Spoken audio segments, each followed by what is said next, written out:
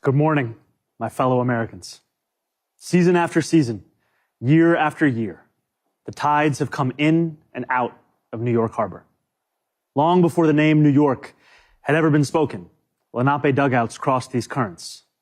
It was on these waters that tall masts crested the horizon, captained by explorers like Verrazano and Hudson, after whom we've named our bridges and rivers.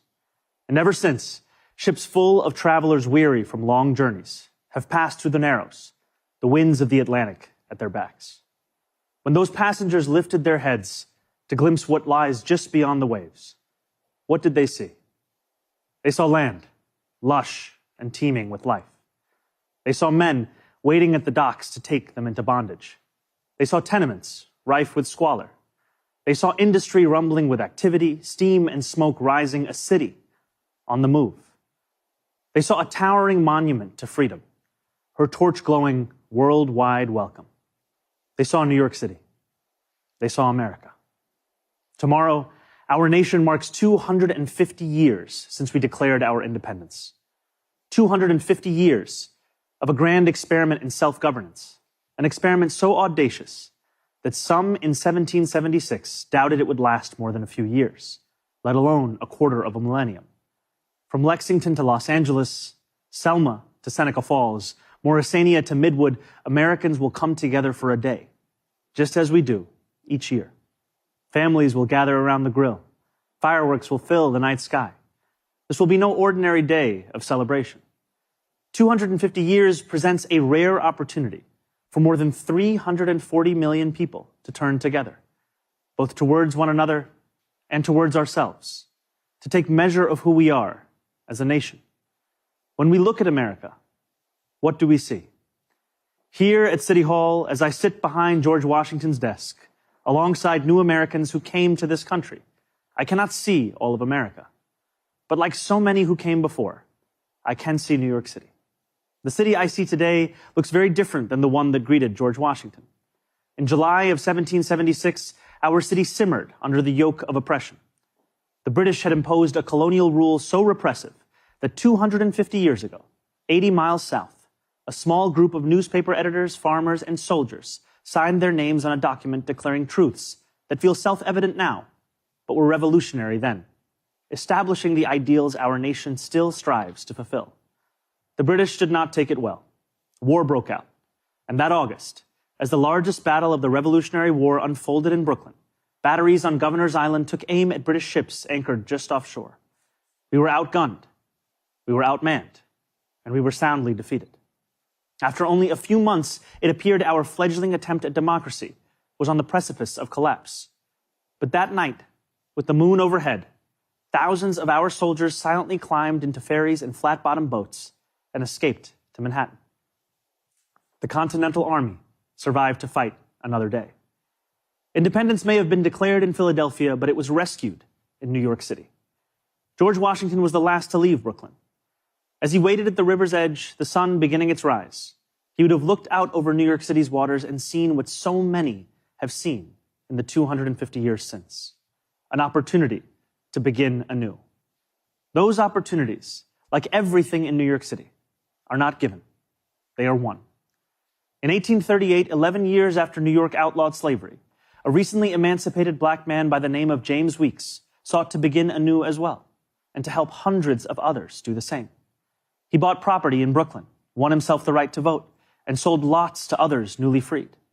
When they landed in New York Harbor, they knew they had something waiting for them that they had never had before, a home. Weeksville still stands today, a living, breathing testament to what we know America to be, a place each of us has the power to make. The harbor was busy those years as ships poured in from around the world. Hundreds of thousands of Irish immigrants arrived with stomachs aching from a famine manufactured by imperial cruelty. Chinese sailors settled in what is today Chinatown. Millions more traveled under the Statue of Liberty and through Ellis Island. Jewish people escaping pogroms, Italians fleeing poverty, Syrians seeking economic opportunity. Each of these new arrivals peered through portholes onto a city that was changing as fast as the nation. They saw merchants peddling their wares on the docks, streets being laid out on a grid, buildings rising into the clouds. They could not yet see the nativism they would face, the jobs they would be refused, the landlords who would not rent to them, and the abject labor and living conditions they would withstand. But no matter how much smog hung over the harbor, they still saw an opportunity to begin anew. Over the years that followed, despite laws enacted by the federal government to bar their entry, despite sweatshop fires that killed hundreds of women, despite riots aimed at their very existence, immigrants made homes here in New York City, and they helped to make New York City. That legacy of every generation of Americans insisting that the right to life, liberty, and the pursuit of happiness extends to them too, is no relic of the past. It carried millions of Black Americans north during the Great Migration. It drew hundreds of thousands of Puerto Ricans to New York City after the Second World War. It invited countless others from the West Indies and South Asia and West Africa and across the world. And it is what brought my family to this city when I was 7 years old. My family did not arrive by boat, although we saw the Statue of Liberty from the window of the plane.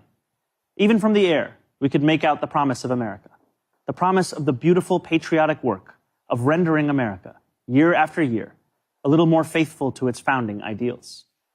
There is a term so often used to describe our nation and those who have shaped it: American exceptionalism. American exceptionalism, the conventional wisdom tells us, makes our freedom a little more free, is how we dug the Erie Canal and irrigated the West, is why children in faraway lands grow up dreaming of one day moving here.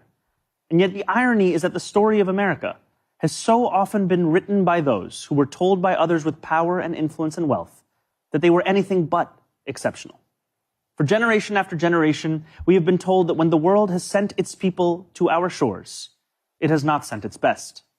It sent Puritans and Sikhs and Quakers and Muslims and Jewish people who were banished for praying the wrong way, worshiping the wrong gods, angering the wrong people. It sent peasants and serfs from slums and shtetls who were treated as less because they hardly owned clothes, let alone land. It sent immigrants from whom power was something someone else had. We are told that America is exceptional because we are richer, stronger, more powerful than everyone else. The truth, my friends, is that America is exceptional because here, nothing is fixed into place.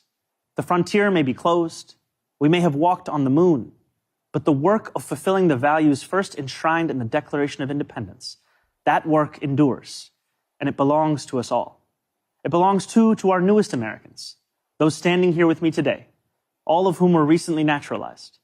Nearly a decade ago, I too felt what you feel, the joy of no longer being just a New Yorker, but an American too. You each hold a special power, the power to determine what America means. The powerful have always known their answer. America, in their view, is an arena of supremacy, where only a select few are allowed freedom, where not all are created equal. America, if you ask them, becomes less the more people it welcomes. America, they will tell you, belongs only to those with the right accent or the right shade of skin. The rest of us, they insist, should be grateful for merely being allowed to visit. How small they are, how weak, how unoriginal. At every moment in our past, those who led through exclusion and isolation have tried to win power and enrich themselves by turning us against one another. Division is the oldest trick in politics and the cheapest. But time and again, including 250 years ago, those forces of division have been vanquished by the forces of progress. As Thomas Paine once wrote, "This new world hath been the asylum for the persecuted lovers of civil and religious liberty. Hither have they fled." And yet today, too many of our leaders do not believe in a vision of this nation as an asylum for the persecuted, but rather as one that persecutes those seeking asylum. As we mark 250 years, what do we see? We see a city of contradictions within a nation of contradictions.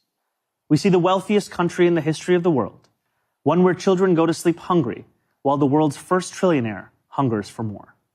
We see monopolies that dominate every industry and oligarchs who buy elections. We see masked agents terrorizing our streets, eating food cooked by our undocumented neighbors before spiriting them away in unmarked vans. We see a nation whose immense wealth has been built by those with calloused, dirt-streaked hands, those who toil on factory floors and chisel into stone. And we see a nation that has allowed so much of that wealth to be held instead in the soft hands of a precious few. Yes, we see America in a health insurance industry that exploits the sick, but that is not all we see when we look for America.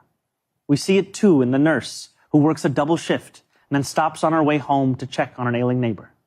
Yes, we see America in corporate landlords for whom negligence is a business model.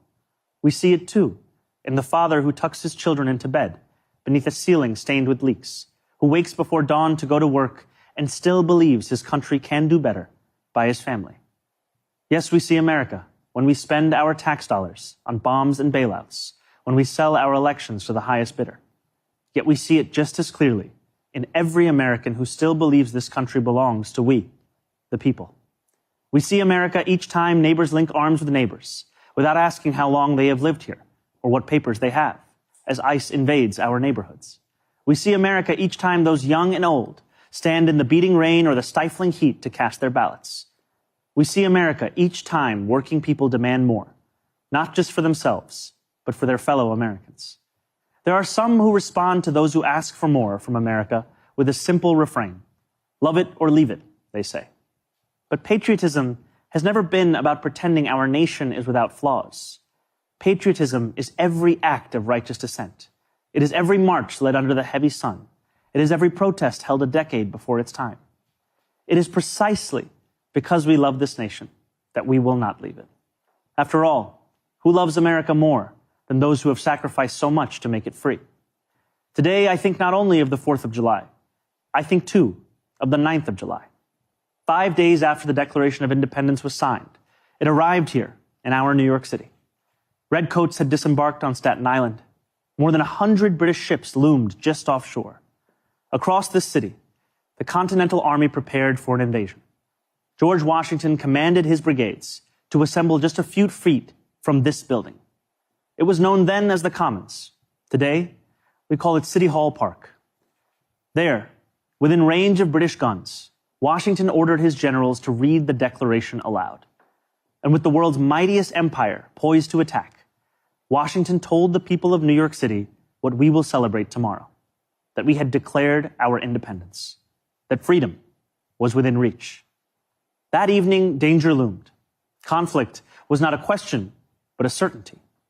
And yet when those early New Yorkers marched toward the statue of King George III that stood in the Bowling Green, a statue they would melt down into bullets for their young army, they walked in unison, grounded not in the pursuit of plunder, but in ideals that for the first time had a name: America. Those ideals upon which our nation was built, they are strong enough to endure any authoritarian regime, but only if we reach for them. Ours is a nation working each day towards the perfection in which it was conceived, a nation striving each day to better itself. Therein lies the work of America, the striving, the bettering, the reaching towards perfection. What a privilege each of us has to live in a nation that every one of its inhabitants can shape. What a responsibility each of us possesses to prove ourselves worthy of all those who came before. What power each of us holds to bring America ever closer to the greatness so many have seen when they looked upon these shores, the greatness that for 250 years has been America. Thank you. God bless America. God bless New York City, and happy 4th of July.